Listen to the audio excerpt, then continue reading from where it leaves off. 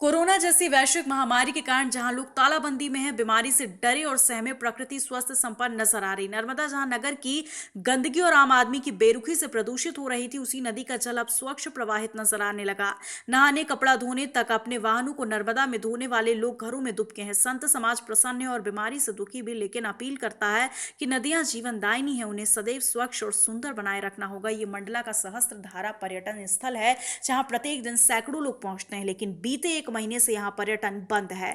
केवल यही नहीं, बल्कि दर्जनों नर्मदा घाट वीरान पड़े, जहां सैकड़ों श्रद्धालुओं की भीड़ उमड़ती है।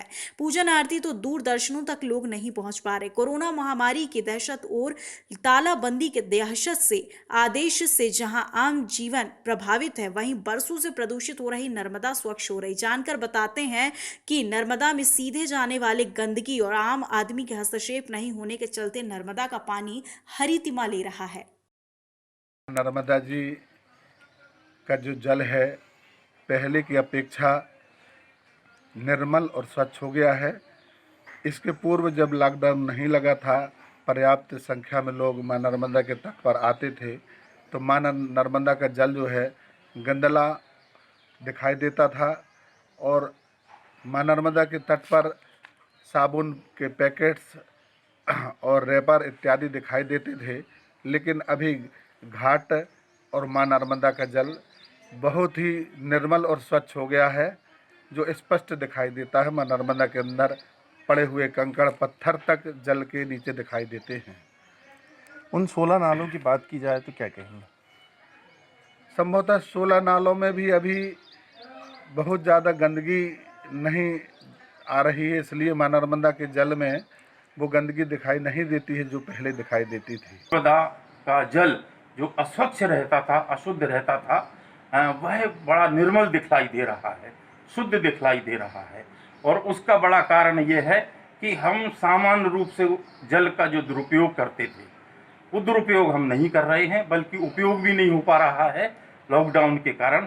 तो जल अपने मौलिक स्वरूप में दिखाई दे रहा है। जल की जो निर्मलता है, उसका जो नीलापन है, उसकी जो स्वच्छता है, उसकी जो शुद्धता है, वो परिलक्षित हो रही है। और वैसे भी नर्मदा जी को तो पौराणिक और आध्यात्मिक दृष्टि से भी बहुत महत्व दिया जाता है, क्योंकि पुराणों में स्पष्ट रूप से उल्लेख हमें प्राप्त होता है कि यमुना जी में 7 दिन स्नान करने के बाद मोक्ष मिलता है, गंगा जी के जल में एक बार स्नान करने से मोक्ष मिल जाता है।